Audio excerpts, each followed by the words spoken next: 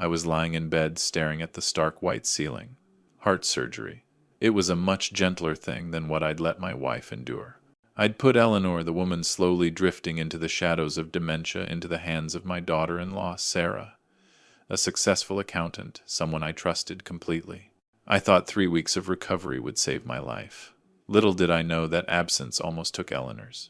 If you believe in family too, if you believe in karma, go ahead and hit subscribe and let me know where you're listening from in the comments.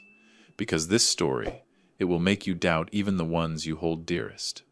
I clearly remember that morning. The September sunlight poured through the kitchen window. It was golden, but it felt cold. It only highlighted the floating dust particles and the impending sense of loneliness. I was setting my small suitcase by the door, just enough luggage for 3 weeks of recovery after heart surgery. Eleanor was sitting at the dining table, her cup of tea long cold. Her gray hair was carefully brushed, but her eyes, that's where the real battle was happening. Those eyes, once so vibrant now, blinked slowly as if struggling to hold on to fragmented memories. She gripped my hand. Her touch was weak, but her gaze was heartbreakingly sharp. "David," she whispered, her voice husky. "Where are you going?" "I'm going to rehab, my love," I replied, my smile strained. "Just 3 weeks. Sarah and Ethan will be here. You won't be alone." She tilted her head, the familiar gesture of someone trying to piece together an unsolvable puzzle. "Sarah," she repeated, testing an unfamiliar name. "Sarah is good." Yes, Sarah was good. Sarah was our daughter-in-law, a successful certified public accountant, a CPA. She was cool and efficient. She had actually arranged this entire rehab trip for me. She said, "Dad needs to get strong. Mom needs the best care. I'll take care of her for you." It sounded so logical, so reasonable. It managed to hide every doubt. I kissed Eleanor on the forehead. Her skin felt colder than usual. "I'll call you every night. Remember, I always call you." Sarah walked into the kitchen. She was wearing a silk, navy blouse, elegant, not a wrinkle on it. She didn't look at Eleanor. She looked straight at me. "Time to go, Dad. The car is waiting. I've prepared all your medications and a list of what to avoid." The way she said the word Dad was sharp like a surgeon's knife. It wasn't daughterly affection. It was an efficient commitment. I shrugged it off, telling myself, at least the girl is responsible. Ethan, my son. Sarah's husband appeared in the doorway. He wasn't in a suit like his wife, just a faded polo shirt. His eyes always avoided looking at me, avoided looking at his mother. Ethan was a failed man. A string of terrible business ventures had drained his savings, and Sarah's money too. I knew Sarah was fed up with him, and Ethan, he was just a shadow. A tool. "Mom," Ethan mumbled, placing a hand on Eleanor's shoulder. "I'm leaving now. I'll pick Dad up in 3 weeks. Eleanor offered a faint smile, an empty one. "Son." I hugged Ethan tightly. "Take good care of your mother." "Yes, Dad," he replied. His voice carried something that wasn't a promise. It was fear. I pulled the door shut. The oak door closed with a heavy thud. I didn't know if that sound was a final farewell or the click of a lock sealing away Eleanor's freedom. During those 3 weeks, I was recovering, and Eleanor was being isolated. The video calls happened at the same time every night like a ritual, but Eleanor was always in the dark, lit only by a dim bedside lamp. Her voice was weak, her replies slow, often just lifeless nods.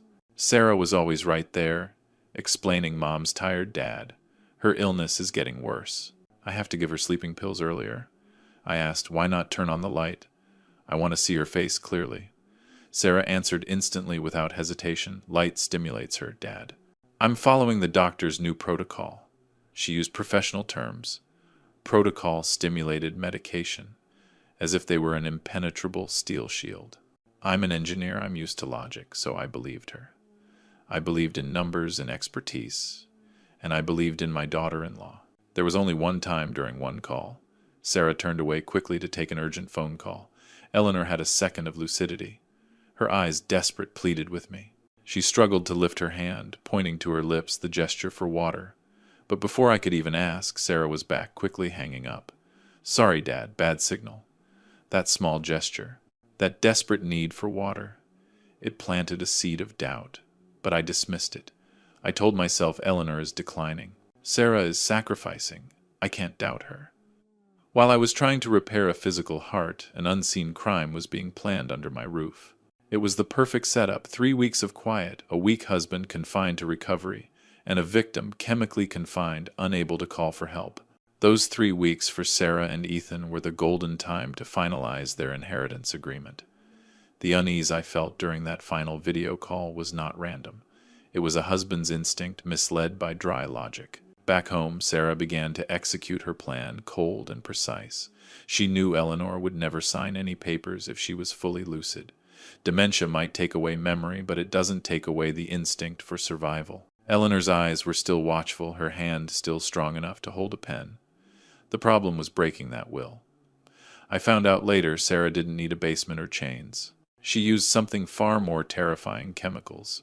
Eleanor had a mild sedative prescription to help her sleep at night. Sarah, a CPA, wasn't a doctor, but she was smart and methodical.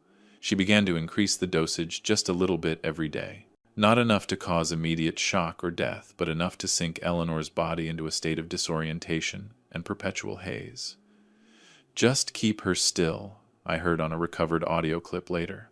It was Sarah's voice, calm, echoing in the kitchen where Eleanor was kept. "Don't let her mess up our plans, Ethan. Ethan, my son." He was just a lurking shadow. He saw his mother sleeping all day. He saw his wife mixing those white pills into the pureed food. He closed his eyes. His financial failure and his fear of losing his wife Sarah being his last source of money made him a willing accomplice. Ethan's silence. That was a crime worse than Sarah's actions.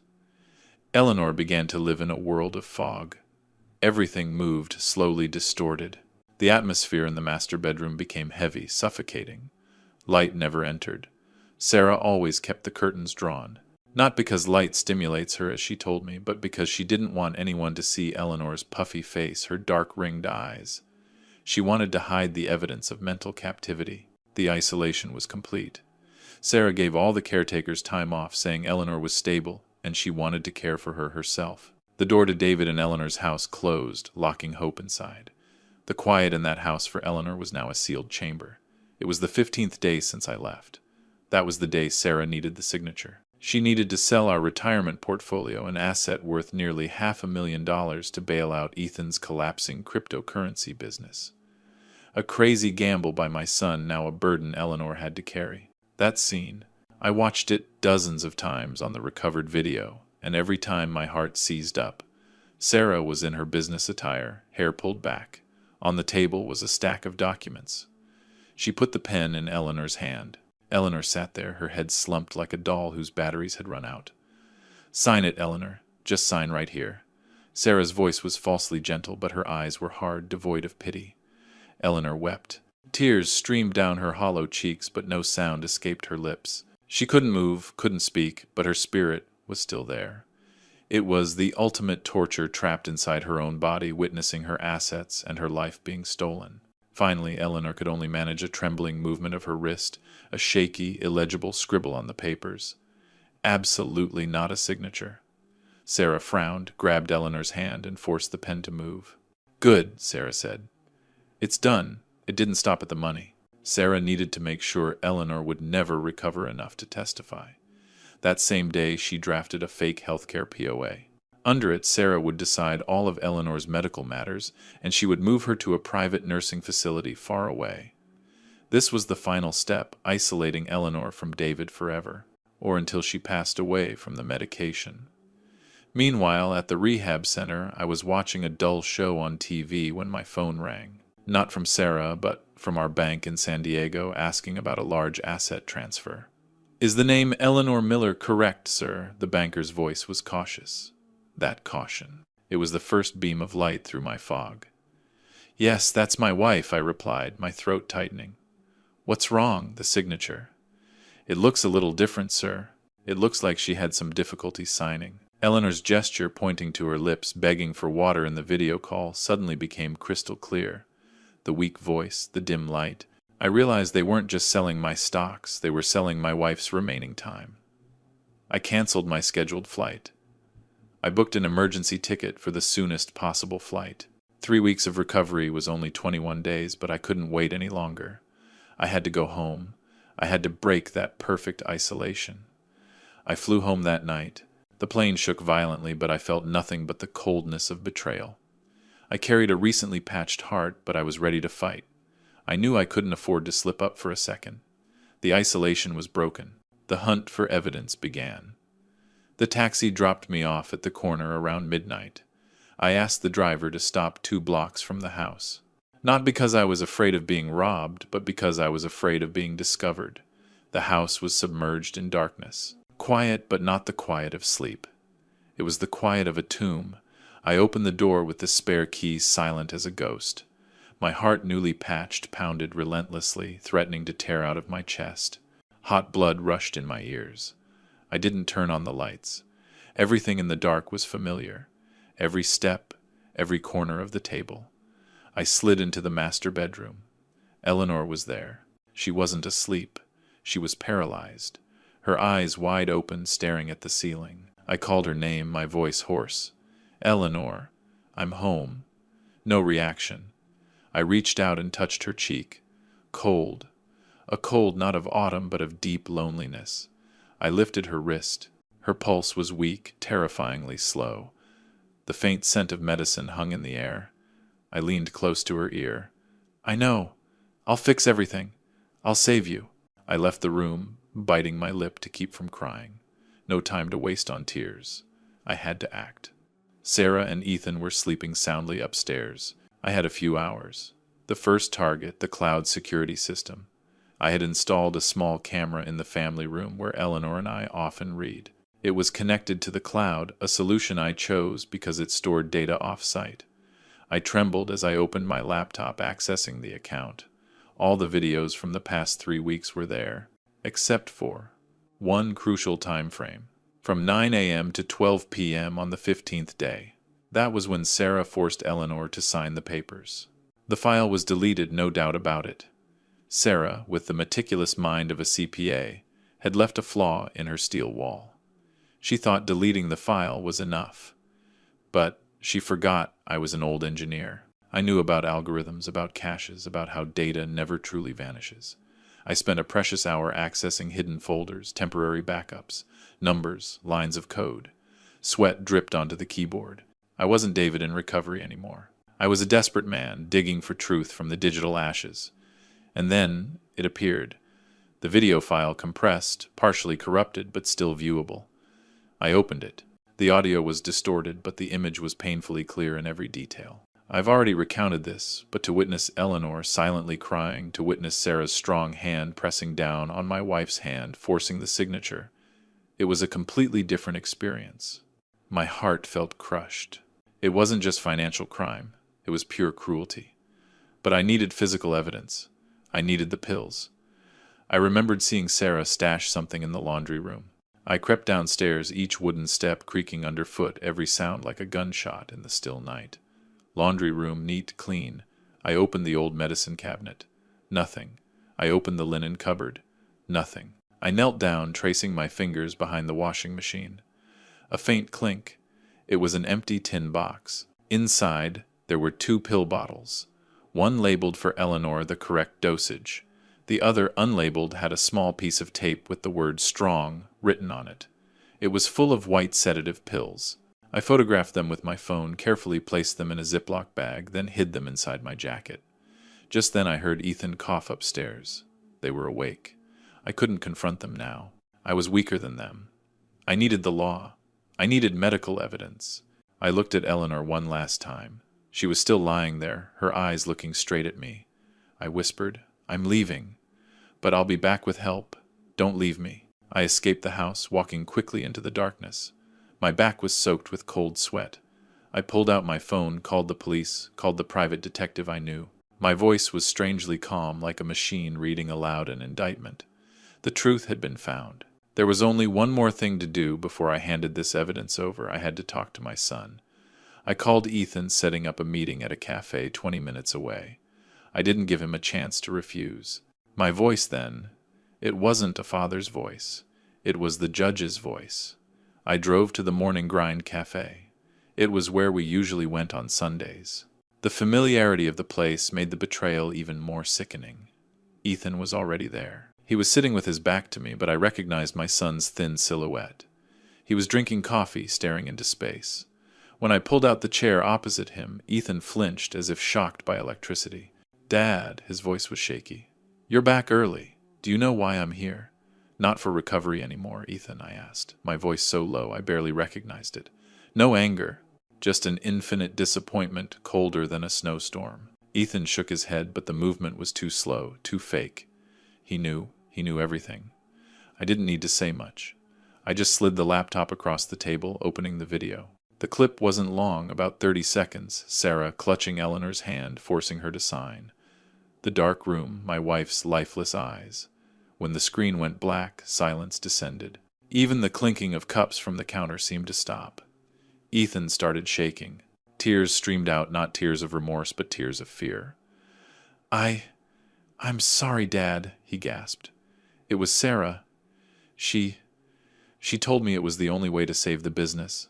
She promised to pay everything back when crypto went up. She said Mom wouldn't remember anything." He started to blame a cowardly instinct that couldn't be forgiven. "Sarah, Sarah, Sarah." I repeated the name as if chewing on a piece of metal. "Ethan, you are my son. You are Eleanor's son. You watched your mother be poisoned and robbed, just to save your and your wife's crypto business." I pulled out the Ziploc bag with the pills, placing it on the table. "Do you recognize this? Did you see this being mixed into your mother's food?" The dam broke. Ethan completely collapsed, burying his face in his hands, howling fragmented apologies. He confessed how Sarah had manipulated him, how she had threatened divorce and cutting off all financial support if he didn't comply. He was a victim of manipulation, but he chose to become an accomplice. I let Ethan torture himself for a few minutes. Then I spoke, my voice cold and final. "The police are waiting at the house. They will arrest Sarah in 15 minutes. You have two choices. 1, you continue to remain silent and be charged as an accomplice. Or 2, you cooperate. Help me save your mother and receive the mercy of the law." Ethan looked up at me, his eyes swollen. He didn't ask about a lawyer. He only asked Mom. "Is Mom okay?" In that moment I saw a faint glimmer of the son he used to be. She's alive, and she needs to be saved. You have to choose Ethan. Ethan finally nodded. It was a slow, heavy nod of a man who had just lost everything, his money, his wife, and almost his mother. He chose his mother. We drove back home. As the unmarked police car parked a block away, we walked in. Sarah was sitting at the kitchen table, calmly reading a financial report. She didn't know she was reading her final report. The police entered. "Sarah Miller, you are under arrest for suspicion of elder abuse, unlawful confinement, and financial exploitation." Sarah stiffened, offering no resistance. She only turned to look at Ethan, her gaze not of regret but of contempt for his confession. As the officers led her away, Sarah walked past me. She whispered, "You will lose them both, Dad." The words didn't hurt me, because the greatest pain was what remained. I looked at Ethan. He was still standing there, his eyes red. He chose to cooperate. He would be shown leniency. But I couldn't forgive my son, not for the money, but because he didn't protect his mother. He chose silence for too long. "You are not my son anymore, Ethan," I said, not looking at him. "This is permanent." I turned my back and left, leaving Ethan alone in the kitchen. Justice had begun, but the price was an irreparable family fracture. After Sarah was taken away, after I left Ethan in the kitchen, I rushed straight to the hospital. Eleanor was brought to the emergency room. Everything happened in a blur. I only remember the piercing ambulance siren, the doctor's worried face, and the cold confirmation. The sedative dosage was 3 times the acceptable limit. It didn't kill her immediately, but it accelerated the cognitive decline. Like an hourglass shaken violently, the last grains of sand fell faster. Eleanor was detoxed. Her physical condition improved. She was no longer in a haze. But her lucidity was almost completely gone. The coldness I felt when I touched her cheek was no longer from the drugs. It was the coldness of the permanent void Sarah had created. I sat by her bedside, holding her hand. The white hospital light highlighted the wrinkles and the withering on her face. I saved her from death, but I couldn't save her from herself. I looked at Eleanor. She looked at me. Then she smiled, a bright, pure smile like sunshine. "Who are you?" she asked. "Are you a doctor, Dr. Miller?" My heart broke. That was the first time she forgot me after being saved. I leaned down and kissed her hand. "I'm David, my love. I'm your David." She nodded, accepting it. A moment later, she forgot again. But I remained patient. She taught me patience over the years of her dementia. Now I was teaching her back. The trial took place 6 months later. Everything was exhausting, drawn out. Ethan, my son, testified against his wife in exchange for probation and community service. He was a weak, fearful witness, but his testimony, along with the video and the pill bottles, was undeniable evidence. Sarah Miller, the cold and ambitious woman, was sentenced to 12 years in prison. She heard the verdict stoically without a single tear, only her gaze sharp and full of hatred fixed on me. The money, nearly $500,000, was gone. It was lost in the crypto market and legal fees. We sold the house, a house too large for the two of us, now cold and full of ghosts. We moved to a smaller apartment closer to the park, closer to the sun. I became Eleanor's primary caretaker. Every morning I made breakfast. I always opened the curtains. The morning light flooded the room, warm and genuine, no longer the light of deceit. One day, as I was tying her shoelaces, Eleanor suddenly grabbed my hand, her eyes looking at my wedding ring. "Whose is this?" she asked. "It's yours," I replied without hesitation, "and this is mine. We are married, Eleanor. We are," she repeated, then sighed. "You have to protect it. It's everything." She wasn't talking about the ring. She was talking about trust, about the sanctity of a promise. I saved Eleanor, but I lost my son. Ethan calls, sometimes sends cards. I don't answer. I can't. The justice of the law forgave him, forgave his weakness. But a father's justice did not. I think of Sarah's final whisper. "You will lose them both." Yes, I lost Ethan. I lost the image of a complete family. But I still have Eleanor. I still have the afternoons holding her hand, walking in the park. She doesn't know who I am, but she knows she is safe. That is my justice. Not revenge, but atonement and responsibility. It is the declaration that the love and trust of the elderly are inviolable. Anyone, whether daughter-in-law or biological child, who breaks it will pay the price. I look at Eleanor sleeping on the sofa. Her hair is silver under the nightlight. Our life was torn apart, the money is gone, but we are still here. We are still fighting. And that is what Sarah couldn't steal. I turn off the light. This day is over. And tomorrow the fight will continue. If this story, even for a moment, touched your heart, made you reflect on trust and the limits of forgiveness, please leave a subscription and share this story. Let's spread this reminder together. Kinship is priceless, but it is not unconditional. Thank you for taking the time to listen to an old man's recollections.